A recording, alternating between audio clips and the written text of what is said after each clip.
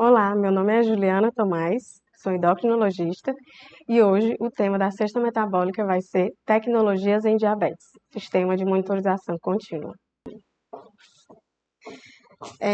Para começar, né, quando eu vou explicar para o paciente o que é o CGM, é como se fosse o QR Code da glicemia, né? Antigamente, quando a gente tinha o Libre 1, era obrigado a gente fazer ainda o scanner da glicemia, era como se eu botasse e eu visse o QR Code da glicemia, né?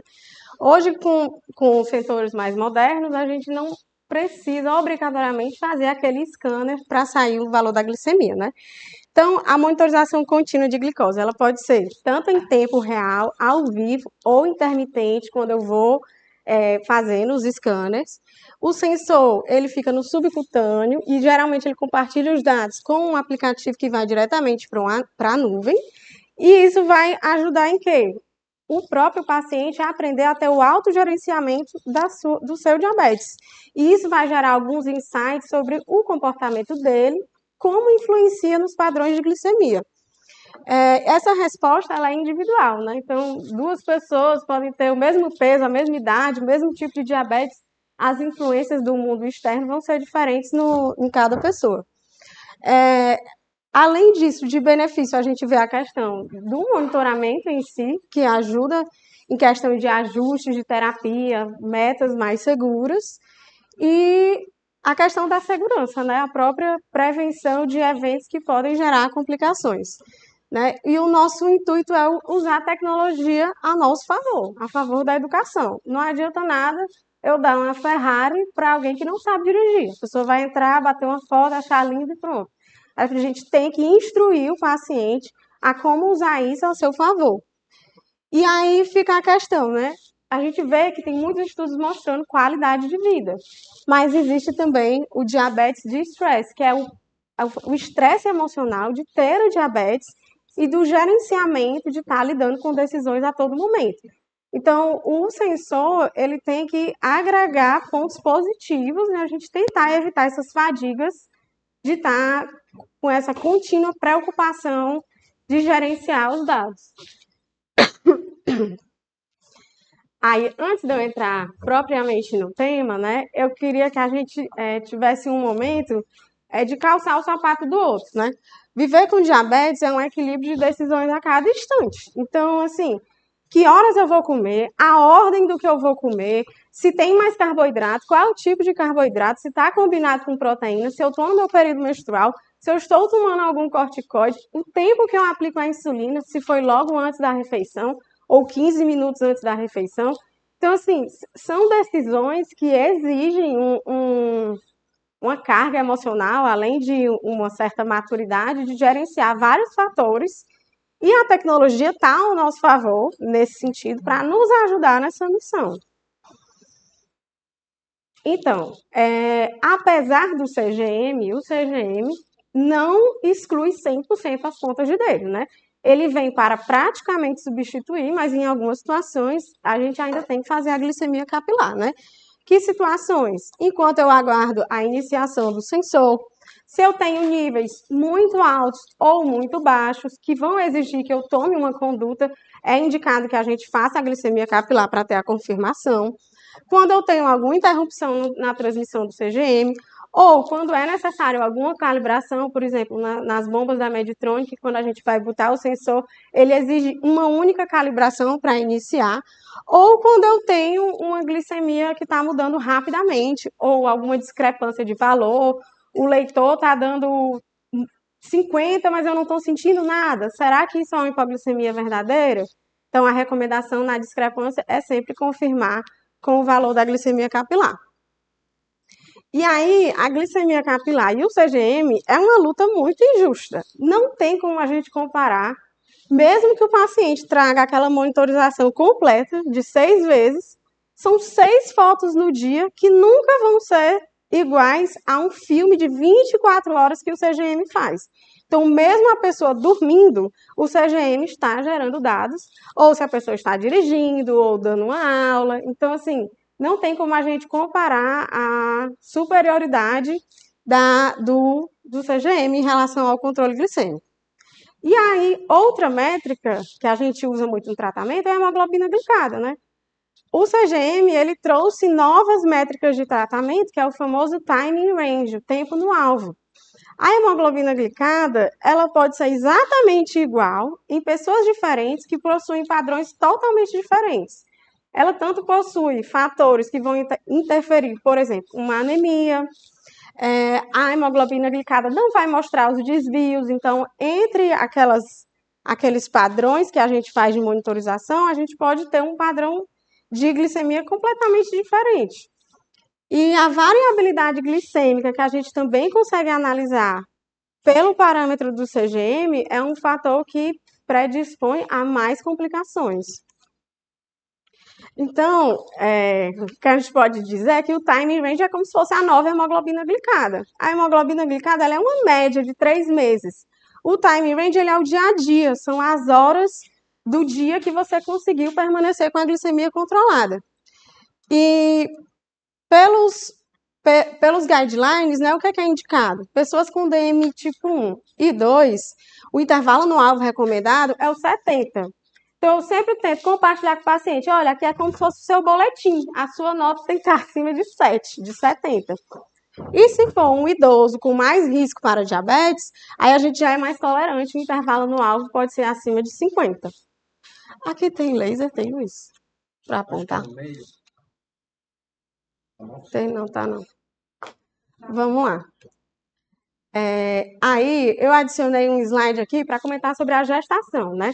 O período da gestação possui metas diferentes, alvos diferentes, então é outra situação, né? A gestação, ela está aprovada para uso do CGM, do Libre 2, 3, o Dexon, o G6 e o G7. Teve um posicionamento da SBD em 2021 que foi realmente indicado como benéfico o Real-Time CGM em gestantes com DM1. Isso foi a partir do estudo Concept, que utilizou mulheres com DM1 e foi visto melhora em vários desfechos. Diminuiu a frequência de bebês GIG, internação de UTI, hipoglicemias, então aumentou a segurança. Agora, o CGM em gestantes que tem DM2 ou que tem DMG ainda carece de dados. A gente precisa de mais estudos para poder definir o real benefício, porque na gestação ainda a gente precisa do uso da glicemia capilar como auxiliar ao CGM. E aí, falando em CGM, a gente tem que falar o mais importante, o que a gente pode evitar? Hipoglicemias, né? Por que isso é importante? As hipoglicemias, elas podem ter repercussões tanto a curto prazo como a longo prazo. A gente vê aqui nesse estudo que teve no Brasil, foi acompanhado em 4 semanas diabéticos que usavam insulina.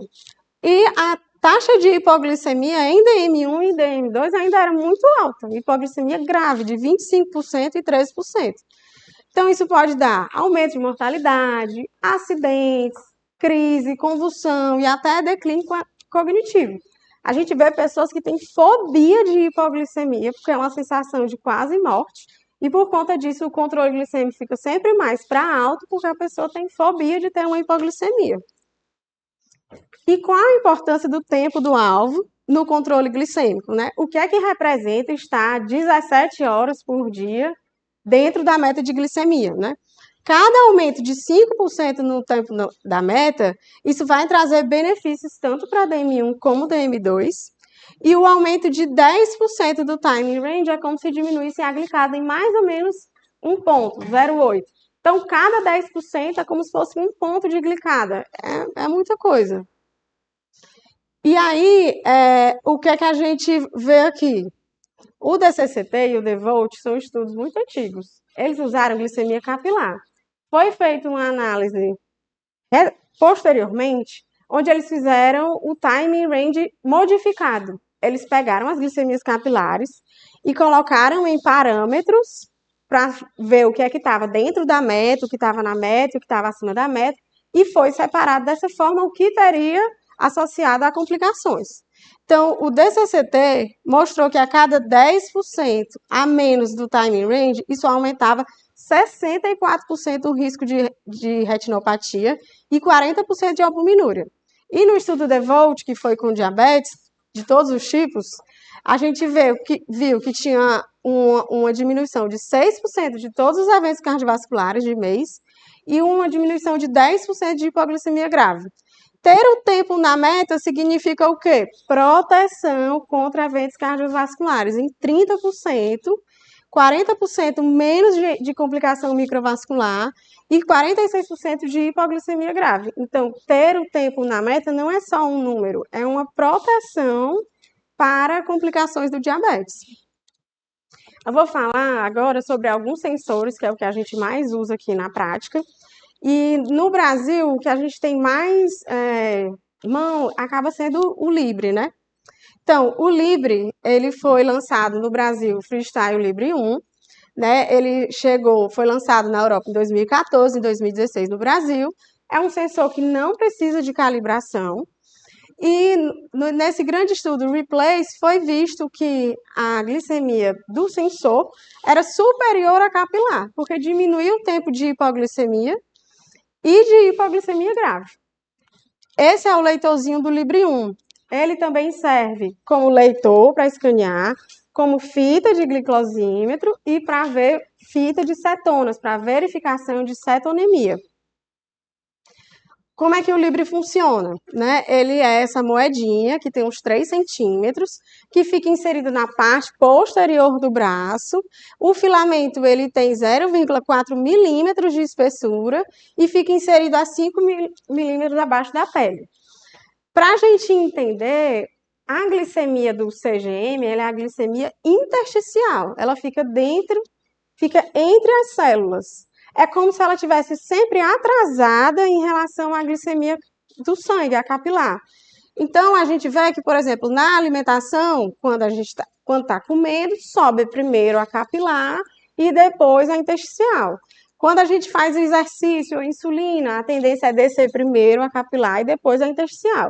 E aí os pacientes às vezes chegam, doutor, eu fiz o teste, tá aqui, botei uma contra a outra, tá diferente, tá errado. É diferente, eles não medem da mesma fonte. Então, é normal que tenha essa discrepância, porque eles não são medidas do mesmo lugar.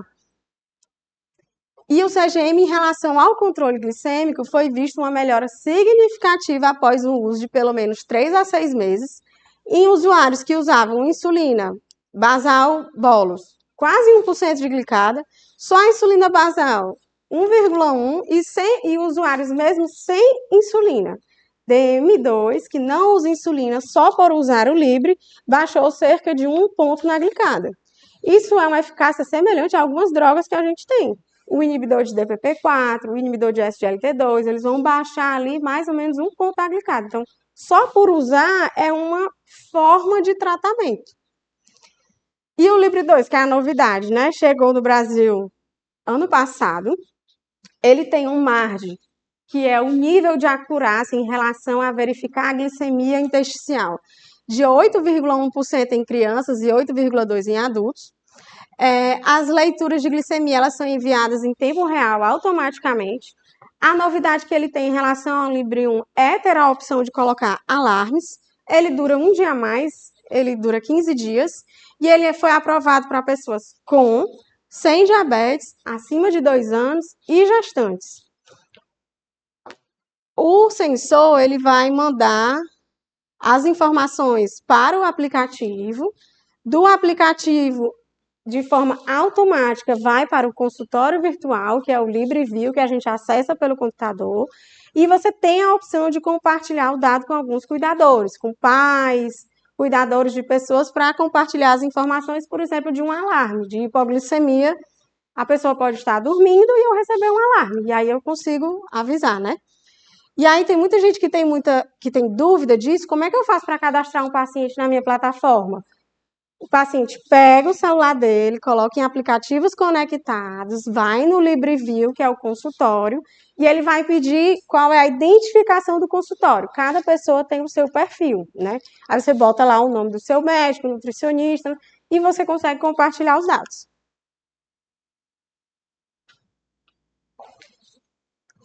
E aí o paciente tem na mão acesso a relatórios rápidos e muito úteis. Ele consegue ver o tempo na meta, quantos eventos de hipoglicemia ele teve, quais são os horários que isso está acontecendo, como é a minha hemoglobina glicada estimada, qual é o padrão das minhas glicemias conforme o dia. Então, assim, não adianta a pessoa usar e não saber usar aquelas informações a seu favor, porque é assim que a gente consegue mais ganhos, né?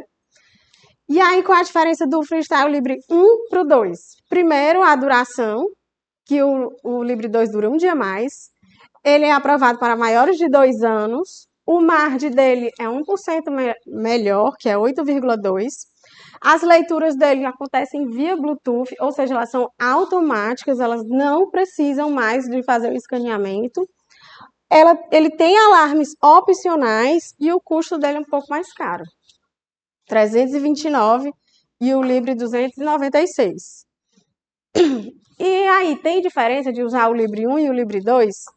Dois estudos aqui, a gente viu que esse primeiro estudo, que é prospectivo, foi feito na transição do Libre 1 com o Libre 2 em crianças e adolescentes com DM1. E o que é que foi visto? Aumento do tempo na meta em 5% e diminuição das hipoglicemias. E no outro estudo de pacientes com DM1 que tinham um controle que não era bom, era insatisfatório, usaram o Libre 1 e depois o Libre 2. Também um aumento de tempo na meta e diminuição da hipoglicemia e da variabilidade glicêmica. Então, a principal diferença que a gente vê é a proteção. Porque o alarme, ele serve como um aviso. Quem vai estar olhando a glicemia quando tu estiver dormindo? Quem vai estar olhando a glicemia quando tu estiver dirigindo? Ou então, eu estou ocupada, passei o dia inteiro, não tive tempo de conferir ou de olhar o celular. Se você personaliza um alarme, você escolhe os seus limites, você consegue ser avisado em qualquer situação que precise de uma atitude. O sensor do Libre 1 e 2 são iguais, o mesmo tamanho. O tempo do preparo para ele começar a funcionar é de 1 hora. O sensor armazena dados de 8 horas, caso tenha sido perdida a conexão. E ele é resistente à água, até 1 metro de profundidade. Né? E esses alarmes, quais são os tipos? A gente pode colocar alarmes de baixa, alarmes de alta e alarmes de perda de sinal. Se tiver uma perda de sinal por mais de 20 minutos, não vai receber alarme. Então, o que é que eles recomendam? Você não fechar o aplicativo, deixar ele sempre aberto em segundo plano e o Bluetooth tem que ficar ligado, claro. Então, esses alarmes, eles são para medidas de proteção, onde eu vou precisar fazer alguma conduta. Não é orientado botar milhões de alarmes que a pessoa só vai ignorar e aquilo vai gerar uma fadiga, um estresse. Então, são os alarmes que são imprescindíveis para aquela situação. E aí, assim, quando vai ver o CGM, no Libre, por exemplo, a gente tem o real time, é o ao vivo, o passado e o futuro. Então, esse filme todo mundo já deve ter visto, De Volta para o Futuro. Se eu soubesse o futuro, eu tomaria decisões muito mais inteligentes e seguras para a minha vida. Então, imagina que você tem o controle do futuro e as setas de tendência mostram a previsão da glicemia nos próximos minutos. Então, por exemplo, se eu vou para a academia e a minha glicemia já está baixa e com a seta caindo, eu sei que quando eu chegar lá, eu vou ter hipoglicemia. Então, isso previne situações de risco e me ajuda a tomar condutas que vão ser melhor para a minha saúde. Então, dependendo da direção da seta, a gente vê se ela está aumentando, diminuindo ou estável. E o Libre 3? O Libre 3 não tem previsão de chegar no Brasil. Ele é muito menor do que o Libre 2, ele parece uma moedinha. Tem 2 centímetros, o MARD dele é melhor, é 7,8, e ele tem uma vida útil de 15 dias, também tem um alarme, né? Eu fiz uma pesquisa ontem para ver quanto é que estava o preço nos Estados Unidos com a cotação do dólar. O valor dele, em dólar, dependendo do seguro que você tenha lá no sistema de saúde, está saindo R$ 427. Então, não tem previsão ainda de chegar. E aí, o que é mais importante para a gente que lida com o paciente? É esse relatório, o relatório AGP, Ambulatory Glucose Profile. O que é que você precisa ver nesse relatório? Primeira coisa, quando você vai ver, você tem que ver se é do seu paciente, se está no período adequado, se ele usou tempo suficiente para eu avaliar, que a gente considera pelo menos 7, 10 dias de uso. e considerar os fatores do próprio paciente, qual a idade dele, qual é o peso, se ele está usando quais as medicações, qual é o tipo de insulina, são insulinas análogas, são insulinas humanas, qual é a posologia, que horas ele come, quais os horários da refeição e se ele faz alguma atividade física. E aí, uma coisa que eu descobri há não muito tempo, se você clicar naquele quadradinho azul ali do lado do relatório AGP, você consegue copiar o texto e colar no prontuário. Então, todo o relatório AGP você cola no prontuário. Eu fiquei passada de descobrir isso. Porque eu bati um print e colocava, mas agora você pode transformar tudo em texto. E aí, o que é que você vê aqui? A glicose média, esse indicador GMI, que é como se fosse a hemoglobina glicada estimada, e a variabilidade da glicose, que a gente indica que seja abaixo de 36%. E o que é mais importante é esse boletim, o tempo no alvo. O tempo no alvo é recomendado a ser 70%. Então, não adianta eu olhar o Libre e o relatório AGP e o paciente não vê nada. O que é indicado é o quê? É você mostrar para ele. Olha aqui esse seu relatório.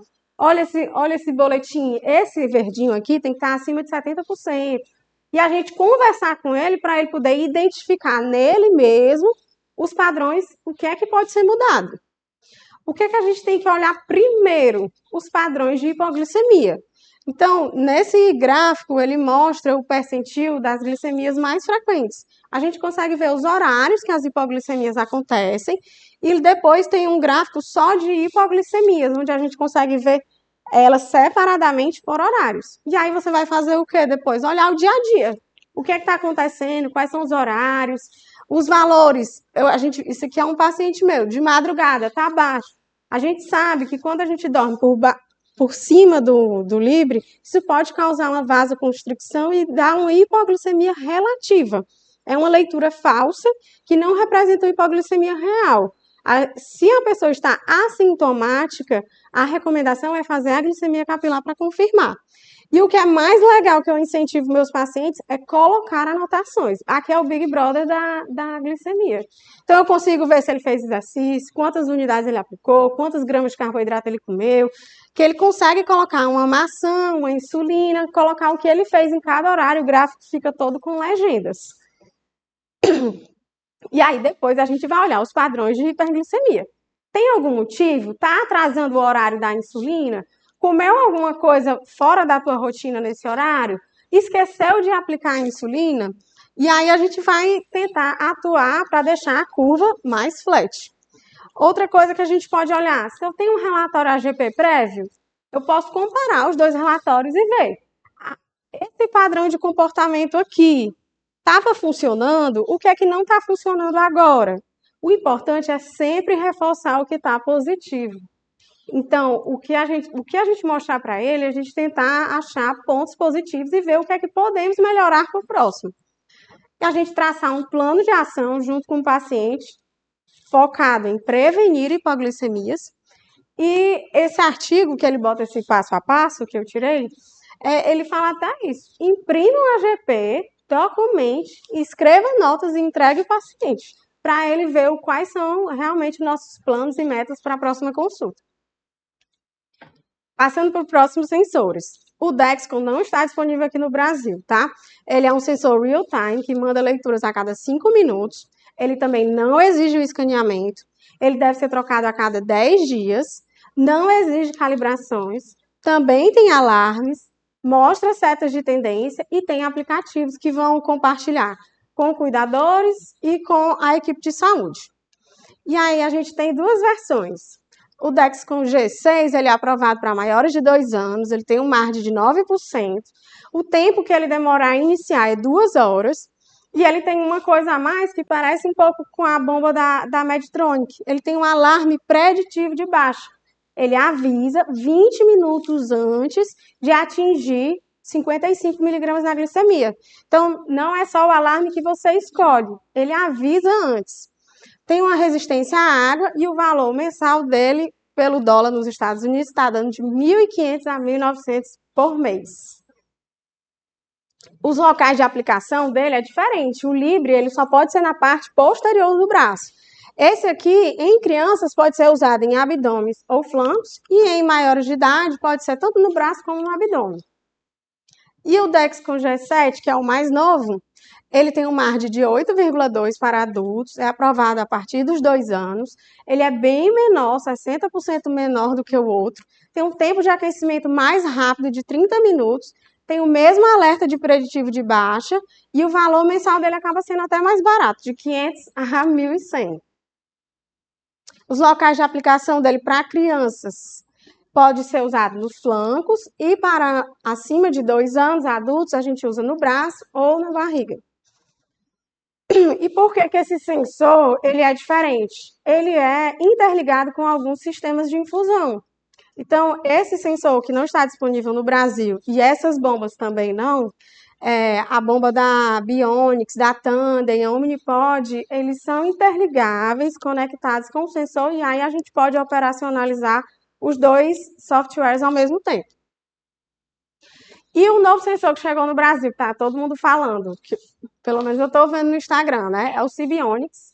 É um sensor que veio da China. Ele é um sensor real-time. Ele tem que ser aplicado na parte posterior do braço.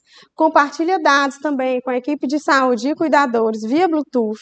As leituras são a cada 5 minutos. O tempo de aquecimento, 1 hora. E o valor que ele está sendo vendido não tem nas farmácias ainda. A gente compra online no site. É 289. E os dados dele a gente consegue pegar diretamente pelo aplicativo. É como se ele gerasse esse relatório mais fácil. No aplicativo eu já tenho acesso. E aí, algumas características dele. Ele também tem setas de tendência, o MARD dele é 8,8, ele tem um envio de dados instantâneo, eu tenho alarmes, ele dura 14 dias, ele não precisa de calibração. Então, é bem parecido com o Libre. E aí, eu fiz um resumo. Se a gente fosse botar um ranking dos sensores, qual seria o melhor? Esses são os únicos disponíveis no Brasil. O que tem melhor margem é o Libre 2 e o Dexcom. O que dura mais é o Libre 2. O que é o mais rápido para tempo de preparação é o Dexcom G7. E o que seria mais barato é o GS1 da Sibionics ou o Dexcom, que não está disponível aqui. Mas assim, não adianta eu fazer um ranking, o tratamento é individualizado. É para quem? Está usando caneta ou está usando bomba? Qual é o custo que isso agrega? Então, isso a gente faz individualizado para cada paciente. E no contexto do SUS, aqui, né, a gente tem limitações, não é um artifício barato, é caro, tem um alto custo. Às vezes exige que tenha um smartphone compatível e o paciente não tem aquele smartphone, ou então que eu compre aquele leitor que vai fazer a leitura. Tem também a falta da compreensão e adaptação. Então, assim, eu tenho um paciente no consultório que ele tem dinheiro, mas não quer andar com o negócio pregado aqui. Então, assim, vai muito também da adaptação de cada pessoa. E aí fica aqui opções. Judicializar para ter acesso, que é o que a gente tem feito no ambulatório em alguns casos, para ter direito ao recebimento. E outro questionamento, vale a pena o uso intermitente? Então, assim, na vida real, que eu tenho feito aqui no HU com alguns pacientes, a gente sugerir que se tiver uma oportunidade, disponibilidade de aplicar esse sensor, nem que seja de 6 em 6 meses, para a gente poder ter uma visão daquele relatório e ver como está a monitorização, já ajuda e muito em ajuste do tratamento. Então, de mensagens finais que eu queria deixar. Ter diabetes é uma jornada de decisões constantes. E o CGM é uma ferramenta que ajuda a personalizar o plano de tratamento. Os alarmes devem ser usados como proteção e evitar essa fadiga com excesso, para não ser uma coisa danosa. E a gente precisa sempre ter a educação para o uso adequado, né? Ensinar os pacientes, conversar, mostrar, traçar os planos, para poder maximizar os benefícios. É isso, gente.